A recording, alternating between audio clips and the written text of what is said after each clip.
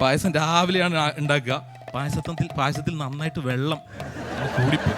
ഈ സംഭവം നമ്മളെ റൗഡി കേശവേട്ടൻ അറിഞ്ഞു. അപ്പോൾ അദ്ദേഹം പറഞ്ഞു, എടാ എൻ്റെ മോൻ ഇവിടെ കല്യാണം കഴിക്കുന്ന അമ്പലപ്പുഴ എന്നാ.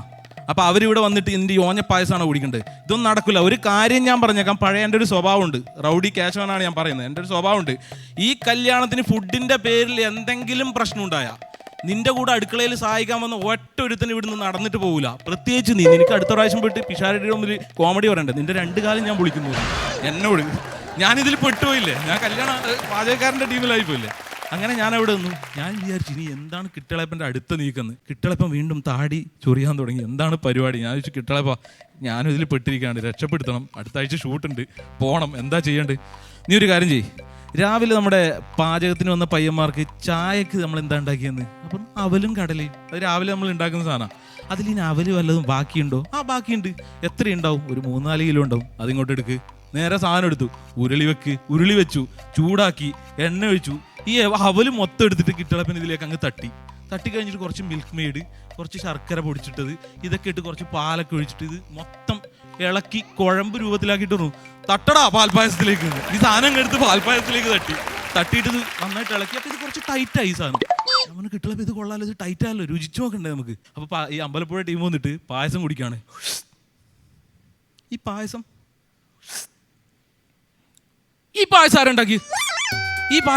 അപ്പൊ ഞാനും ദിനേശനും കോറസായിട്ട് കിട്ടളേപ്പൻ എന്ന് പറയാന്നതിന് മുമ്പേ കിട്ടളേപ്പൻ പറയാണ്, ഇത് ഇവനാണ് ഉണ്ടാക്കിയത്, സുനിൽ സൂര്യാന്ന്. നേരെ എൻ്റെ നേരേക്ക് എന്താ ഇത് മൊത്തം എൻ്റെ നേരെ വരും. അപ്പൊ അവരാണ് പറഞ്ഞത്, മോനെ ഇതിൽ അവില് കൊണ്ട് എന്തെങ്കിലും പ്രയോഗം നീ നടത്തിയിട്ടുണ്ടോ എന്ന് ചോദിച്ചു. ഞാൻ പറഞ്ഞു, അല്ല അതുണ്ട്. എന്താ എൻ്റെ പേര്? ഞാൻ മറ്റേ നമ്മുടെ പവിത്ര സിനിമയിലെ പോലെ ഉണ്ണിമധുരം എന്നൊക്കെ പറഞ്ഞ ഒരു സാധനം. ഞാൻ പറഞ്ഞു, അവിൽപ്പാലട. അതാണ് സാധനം, നമ്മൾ എവിടെയും കഴിച്ചിട്ടില്ല. നന്നായിട്ടുണ്ട്. പായസം ഒന്നുകൂടി കുറച്ചുകൂടി വരാം, കുറച്ചുകൂടി ആവാന്നേ, ആയിക്കോട്ടെ എന്നേ, വന്നോട്ടെ എന്നേ. കിട്ടളപ്പൻ എന്നെ നോക്കുക, മൊത്തം ക്രെഡിറ്റ് എനിക്ക് നേരെയായി. അപ്പോൾ ഇപ്പോൾ സംഭവിച്ച കാര്യം എന്താണെന്ന് വെച്ച് കഴിഞ്ഞാൽ, ഇത്രയും നാൾ ഞാൻ നാട്ടിലൊരു സ്വയം പ്രഖ്യാപിത സെലിബ്രിറ്റി ആയിരുന്നു. നാട്ടുകാർ, എൻ്റെ കൂട്ടുകാരൊക്കെ എന്നെ അങ്ങനെയാണ് വിളിക്കാറുള്ളത്. അപ്പോൾ ഈ ഒരു പായസം കൂടി അവിടെ ക്ലിക്ക് ആയതോടുകൂടി, ഇപ്പോൾ വൺസപ്പോൺ ടൈമിലൂടി വന്നതോടുകൂടി ആളുകൾ, എടാ കൊള്ളായിരുന്നു കേട്ടോ, പരിപാടിയും കൊള്ളായിരുന്നു, എൻ്റെ പായസം കൊള്ളായിരുന്നു, പരിപാടി കുഴപ്പമില്ല കേട്ടോ, എടാ പായസം നന്നായിട്ടുണ്ട് കേട്ടോ, ഇതാ ചക്ക വീണ് മോലെത്തു എന്ന് പറഞ്ഞൊരു പരിപാടി.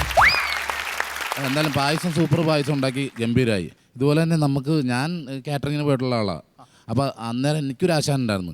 ഈ പായസം ഉണ്ടാക്കിയിട്ട് ഇതുപോലെ തന്നെ ഇളക്കാൻ മറന്നു, അടുക്കി പിടിച്ചപ്പോൾ മൊത്തം എല്ലാവർക്കും ടെൻഷനായി. അപ്പോൾ ആശാനോട് പറഞ്ഞു, എന്താ സംഭവം, അടുക്കി പിടിച്ചു പോയല്ലോ, കുഴപ്പമാവെന്ന് പറഞ്ഞു. പുള്ളി പറഞ്ഞ്, വെറുതെയാണ് ഞാൻ ആശാനായത്, നീയൊക്കെ ശിഷ്യന്മാരായത്, പരിപാടി ഉണ്ടെന്ന് പറഞ്ഞു, നിങ്ങളൊക്കെ മാറിക്കോളാൻ പറഞ്ഞു. എന്നിട്ട് ആ വീടിൻ്റെ മെയിൻ ഒരാളുണ്ടാവുമല്ലോ, എല്ലാം നോക്കിയിരുന്നു. പുള്ളി വിളിച്ച്, ചേട്ടാ ഒന്നും വന്നേട്ടാന്ന് പറഞ്ഞു, ഇതൊന്നും ഇളക്കി, ഞാൻ ഇച്ചിരി മൂത്രം വെച്ചിട്ട് വരാട്ടാന്ന് പറഞ്ഞു. പുള്ളി പോയിട്ട് അവിടെ പോയി ഒളിച്ചിരുന്നു ഇച്ചിരി വരാം. എന്നിട്ട് തിരിച്ചു വന്നിട്ട് വന്ന് ഇളക്കി, ഇതെന്താ ഏട്ടാ ചേട്ടൻ കാണിച്ചത്, അടുക്കി പിടിച്ചിട്ട് ചേട്ടനോട് ഇളക്കാൻ പറഞ്ഞാലും. അതെ, നമുക്ക് ബുദ്ധി ഉണ്ടായിട്ടെന്താ കാര്യമൊന്നുമില്ല, അത് എവിടെ പ്രയോഗിക്കണം, ഏത് ടൈമിൽ പ്രയോഗിക്കണം എന്നുള്ളതാണ്.